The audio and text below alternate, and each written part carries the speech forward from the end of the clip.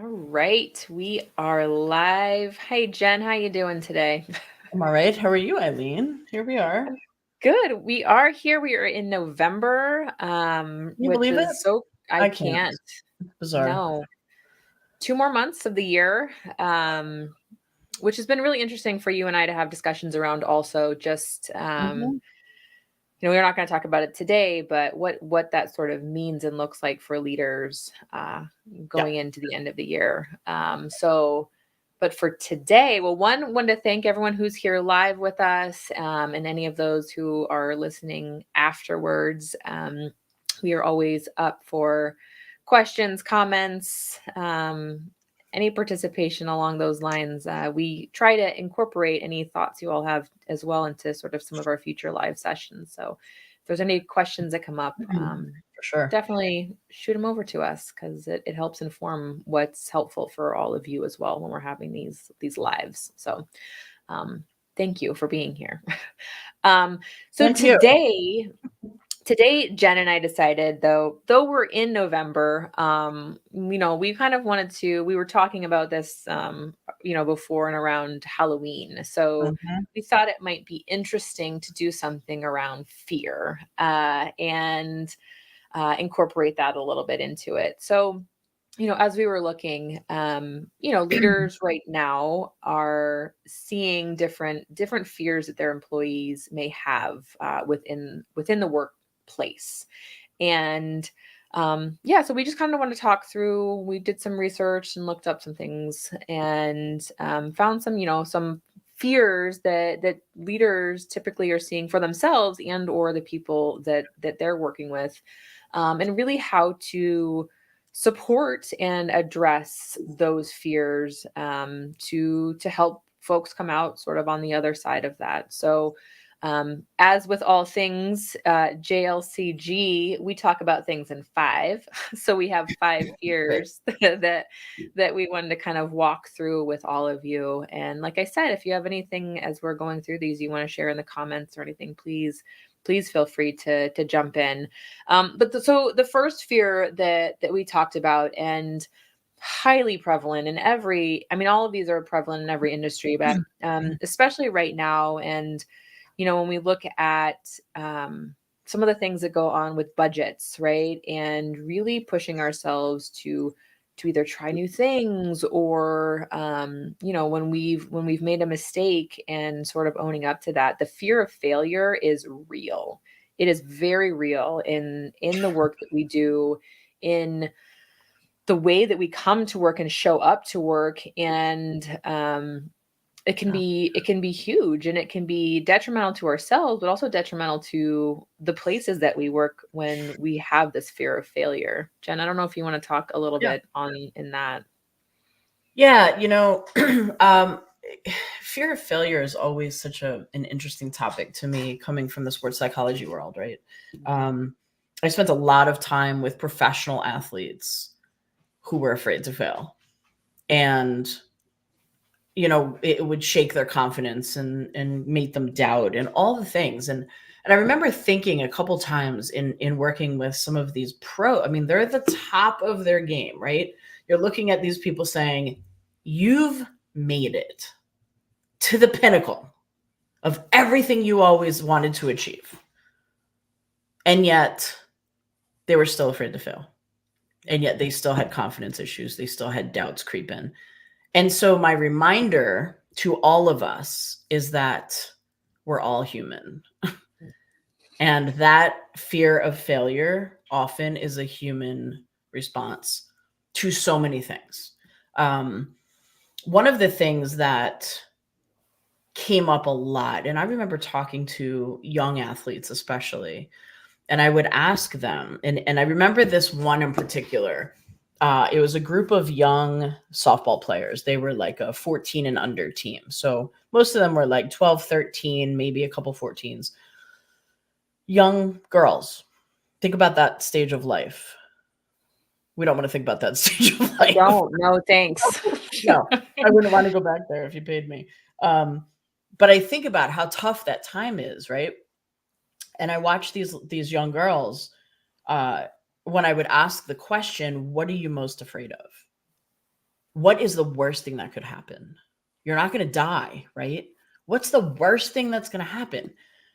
And every single time, the number one response was, I am so afraid of letting other people down. Mm. Letting other people down. And so I would ask the question, okay, who are those people? Let's name them. And they'd say, my parents. That was usually number one. My coach, usually number two. My teammates, usually number three. And then they would stop.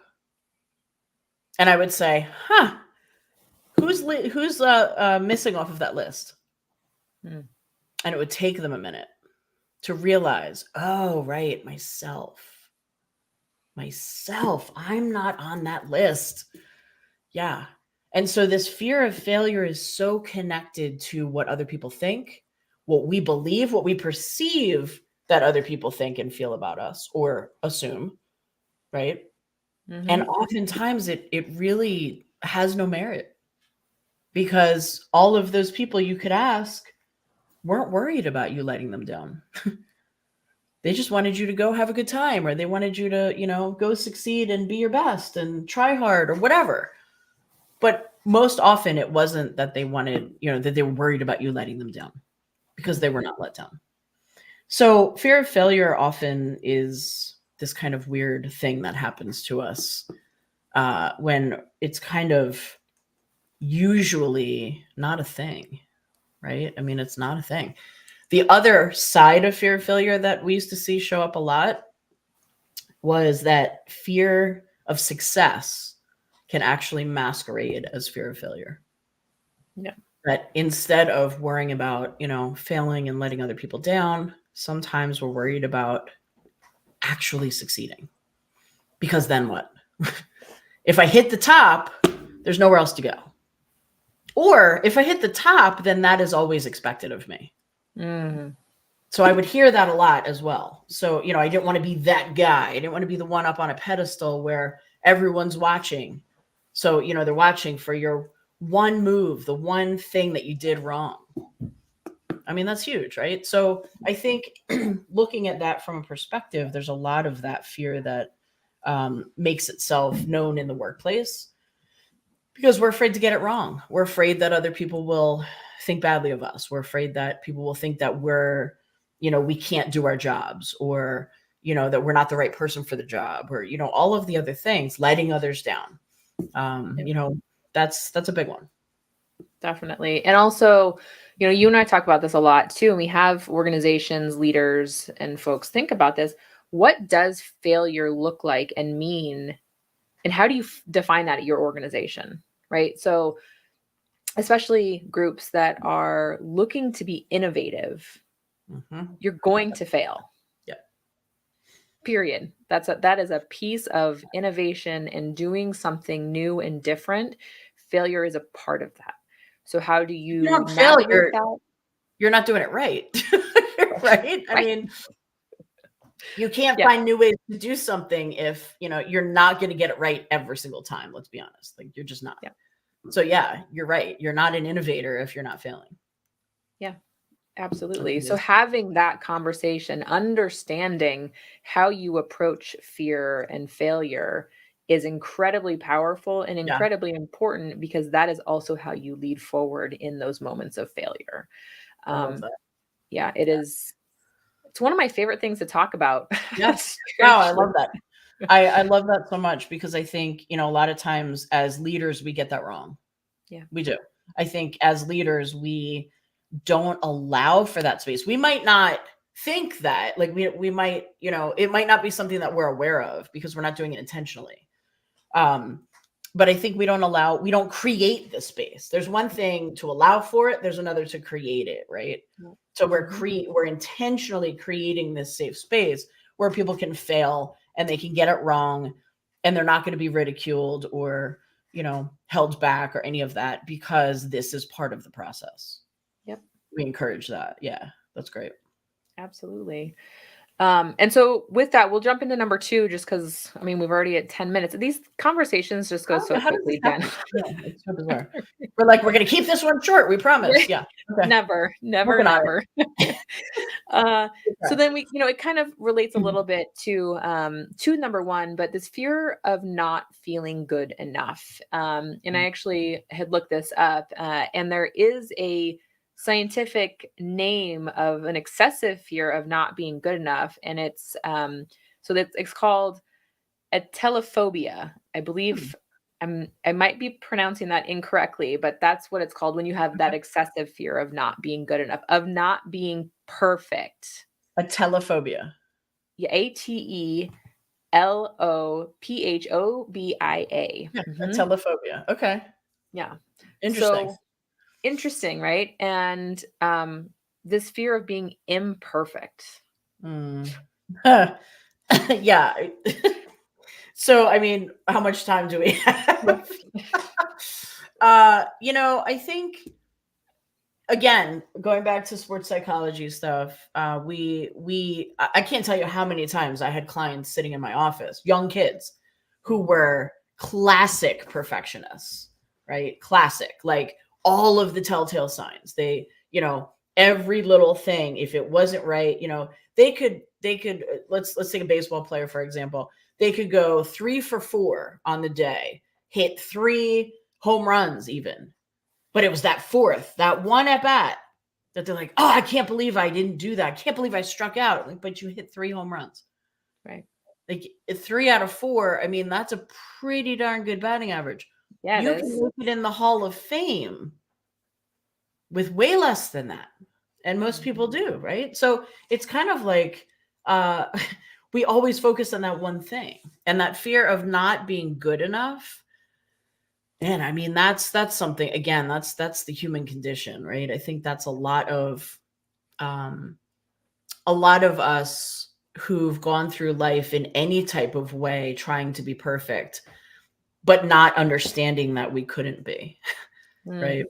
Until we do. And that's, I think that hits home. I think I always joke, I say I'm a recovering perfectionist, but there was so much of that for me that held me back. It was the greatest gift that I had as a competitive athlete, as a writer, as a business person, all of that, as a student. But it also held me back from trying new things and doing things that I wasn't sure that I was going to excel at. That I had that fear of not being good enough. However, I think, again, it goes back to good enough for whom? Right. Right? Because now we're back to that, what other people think and feel about us. And really, that isn't our business. Our business is how we feel about ourselves. And I think that's where we spend our time. Absolutely. And as you and I kind of talk about, one of the ways to kind of go through some of this is having social support structures who For sure. encourage these kinds of conversations. You and I have these conversations often, right? Of what's the saying? It's good is better than, or done is better than perfect, right? Yeah. Yes. So, yeah. Sometimes we have to remind each other about that. Yeah. But true, your book is never going to get out into the world. That's right. If it needs to be perfect. It's never Why do you going to think it took me so long to write the first one? I mean, that's exactly I didn't even mean why. your book. No, but that's exactly why it took me forever. And that's why when I'm painstakingly laboring through this one, that's my reminder all the time is, no, this message needs to go out into the world. And so you need to stop being so nitpicky on every single little thing. Let that go and move on. And that's served me for sure. That's gotten me to where I am, at least, more than halfway done. So that feels good. Yeah, definitely. So having those social checks and those support systems around us that can help remind us of those things, and to know that there are other pieces that can hold us up. There are editors when you write a book.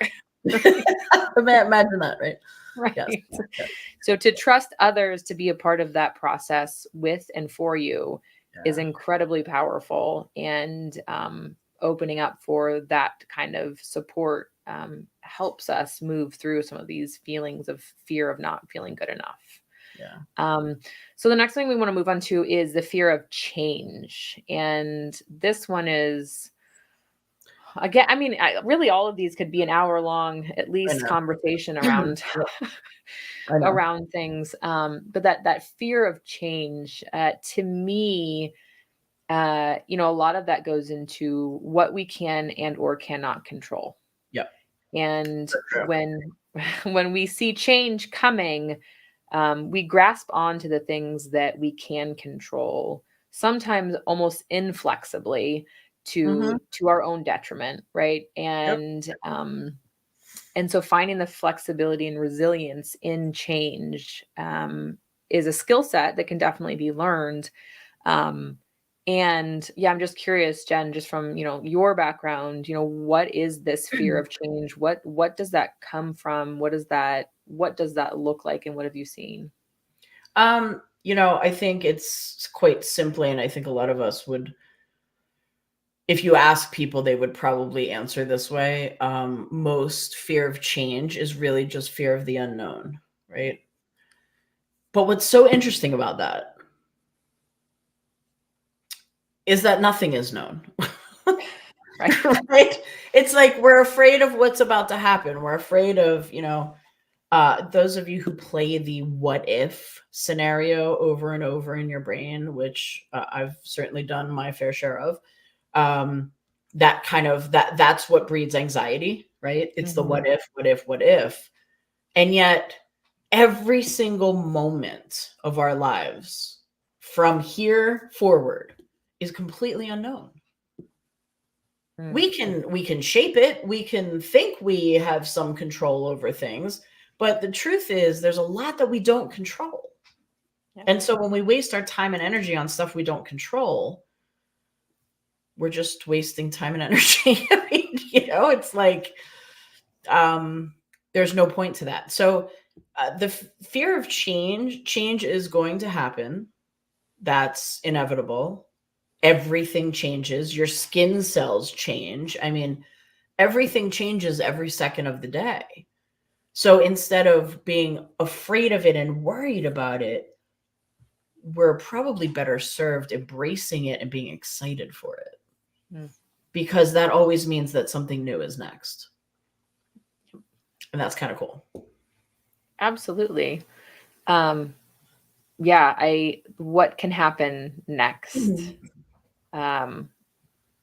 that's interesting. Fun. I used to have a card out that helped remind me. It's instead of it saying, what's the worst that can happen, what's the best that can happen. And so for me, that was a constant reminder of changing the way that I viewed situations into that, because literally both can happen. How are you going to perceive that, and how are you taking that in? For me, was a game changer. Yeah, I think it's, what are we focusing on? What are we looking for? I mean, because we can see both things. Yeah. And I'm sure some of us know people who, are just always focused on the negative, right? I remember working with someone at one point, and she was just, everything was just, the sky is falling. And I thought, God, is that exhausting? That's got to be exhausting.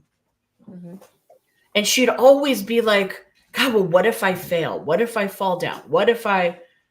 And I remember specifically stopping her at one point and saying, what if you don't? And she just stopped dead in her tracks. And she was like, I have no idea. And I was like, exactly. Because you don't even allow yourself to think that way. Yeah. Right? So practice that. Practice what is the best thing that could happen here? Instead of default thinking going to what is the worst thing that could happen here? What is the best thing that could happen today? Right. What if we started our days that way? What if, as a leader, that's the first thing you asked your team every meeting? What's the best thing that could happen today? Imagine where you go from there, right? It's why I joke, but I say I really can't stand SWOT analysis. Because most of that is negative. You're focused on the negative in that. You're Yeah. not even talking about the positive. What Yep. strengths? Okay, that's great. The rest is like, no, not great. Right? Hmm. But we're Yep. disguising it as, it's good. That's not Right. true.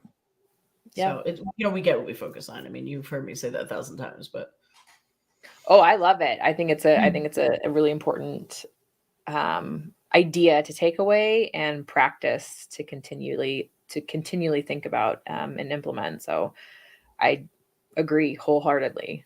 Um, so I know we have 9 minutes left of half an great. hour. So I don't know that we have to jump in significantly to fear of conflict, but that is our next thing. And I know we've talked about that We um, have. pretty heavily. I mean, in a few of our past LinkedIn Yep. lives, and really conflict, right? It is the opportunity to disconnect, right? Right. If we look at it that way, right? Yep. It can be this chance to say, I am no longer going to be in community and connected to this other human if Yep. I bring about or share something that might be conflicting with that person, if I might Correct. bring up something that is difficult to have a conversation around. I don't know if you want to give your one Well, minute. just real quick, it goes back to excuse me. It goes back to the wiring in our brain, right? The neuroscience of what that looks like. The neuroscience of connection, the opposite is disconnect, obviously, right? And that's that cognitive disharmony that happens when our brain is constantly searching for those connections and can't find them. So we fear that because we don't like it, because the brain perceives hard work, which it is, right? I always equate it to, when you're somewhere and your cell phone is searching because there's no signal, how quickly your battery drains. Well, it's the same with yourself too. You drain very quickly when you're in disharmony and disconnect.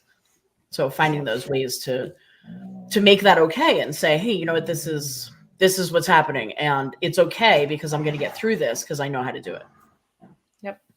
Absolutely. And so being able to go through some of those tools that we've talked about in the past and having those conversations actually can bring us together even more. So, healthy conflict is a thing that exists, and being Absolutely. able to build that together is actually a wonderful thing and a great way for us to strengthen what we are rather than pull us apart, which is interesting. Then if we go into number 5, which is fear of isolation and loneliness, right? So Yeah. this just dives right into the heart Yeah. of what that is, of what that fear of conflict kind of goes into.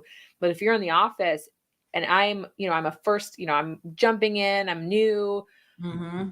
the fear of thinking that I might be alone, Yeah. of not Yeah. having someone that understands me, that That's right. sees me, that I'm not going to be able to belong here Nope.